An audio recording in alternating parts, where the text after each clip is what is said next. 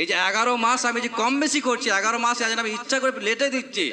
এই মুহূর্তে যে রোজাগুলো রাখা হচ্ছে, কাজা রোজা হোক, নফল রোজা হোক বা অন্যান্য রোজা হোক, যারা রাখছেন তারা যে মসজিদের আজানকে গুরুত্ব দিয়ে রোজার সেহরি খাওয়া সে বন্ধ করছেন বা আজানের অপেক্ষায় তারা সেহরি খেয়ে যাচ্ছেন, তাদের যে সময় পার করার পরেও সেহরি খেতে বাধ্য করা হচ্ছে বা সেহরি খাওয়ার মওকা দেওয়া হচ্ছে, রোজা যে হচ্ছে না তাই কে নেবে? অতএব রসুল নিজে বলছেন, মুয়াজ্জিন যারা হয় তারা হচ্ছে আমানতদার,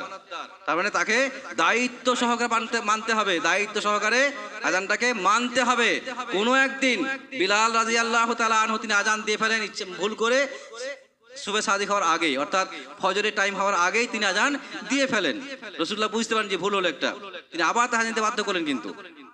জামাত আজান দাও, তার মানে কি হলো যে আগেও কেন দেওয়া যাবে না? কারণ যদি কোনো ব্যক্তি রোজা করার ইচ্ছা থাকে, আজান শুনে সে সেহরি খাওয়া বন্ধ করে দেবে বা আজান সেহরি খাবে না, হয়তো সে